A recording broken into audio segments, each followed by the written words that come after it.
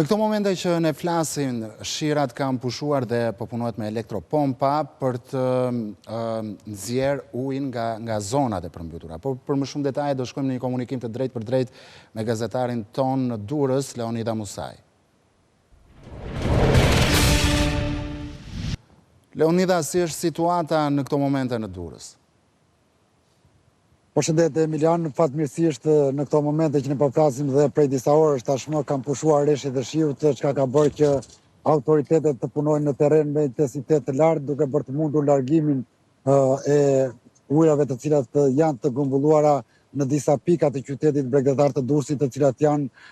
edhe në yjet më problematike për sa i përket përmbytjeve në qytetin e Durrësit. Tashmë që po flasim, 4 elektropompa me fuqi maksimale po punojnë dhe janë instaluar në 4 zona të qytetit të Durrësit. Një është instaluar pranë Burgut, një tjetër pranë gjykatës së apelit, një në spital dhe një në zonën e Shkozetit për të larguar ujin nga zona e cila është e pakalueshme këtu e prej 12-13 orësh tashmë. Në qytetin e Durrësit, prej disa orësh që prej mazitës së sotme gjendet edhe ministri i mbrojtjes Pira Vëngu, i cili po monitoron nga afër situatën ku janë angazhuar plot 23 efektiv dhe 8 mjete të bazës së mbështetjes emergjencave civile, të cilët kanë në administrimin e tyre dhe 7 pompa gjigante për të cilët unë fola pak më parë. Në këto momente që ne po flasim Emilian, duket se kemi një situatë le të themi deri diku të stabilizuar pjesë në qytetin e Durrësit, por në zonën e Ish-Kënetës, në zonën e Spitalës, në zonën e plazhit, në zonën e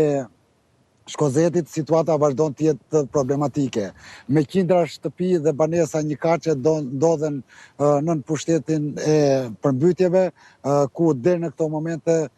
na shtabi emergjencave na bëjnë me dije se të paktën 40 familje janë evakuar drejt konvaleshencës së Ministrisë së Rendit. Mirë po duhet të theksuar se një pjesë e mirë e tyre të cilëve janë transportuar ose janë evakuar drejt konvaleshencës kanë gjetur një tjetër zgjidhje pasi nuk preferojnë që të qëndrojnë aty për gjatë orëve të mbrëmjes dhe orëve të natës, por kanë preferuar që të largohen një pjesë dhe duke shkuar të qëndrojnë tek të afërmit e tyre. Megjithëse kërkesa e lartë për evakuim është prezente edhe në këto momente që po flasim, është e pamundur për të evakuar të gjithë, sepse konvaleshenca e Ministrisë së Rendit nuk ka kapacitetet e nevojshme, pasi siç e dim të gjithë nga 3 godinat ekzistente të cilat ishin disa vite më parë, 2 prej të cilave u shënë si pasojë e tërmetit që ra në qytetin e Durrësit dhe vetëm njëra ka mbetur në këmbë. Ajo ka një kapacitet jo shumë të madh, mund të qëndrojnë të paktën rreth 100 deri 120 persona, jo më shumë. Prandaj është kërkuar Ministrisë së Mbrojtjes dhe konkretisht Ministrit Pira Vëngu që të hapin dyert për konvaleshencën e cila është në ngarkim të Ministrisë së Mbrojtjes. Por pa urdhrin e Ministrit Vëngu,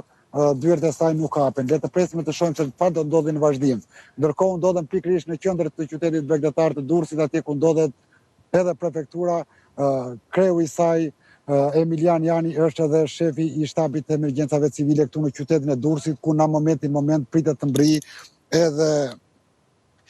zoti Aki Çako, drejtori i përgjithshëm i Agjencisë Kombëtare të Mbrojtjes Civile, ku do të kenë një takim të përbashkët edhe me strukturat të tjera në qytetin bregdetar për të koordinuar punën për orë në vazhdim. Le të presim të përfundojë kjo mbledhje e cila pritet të zgjasë të paktën për rreth 16 minuta edhe t'ju shkëputim një prononcim titullarëve se si është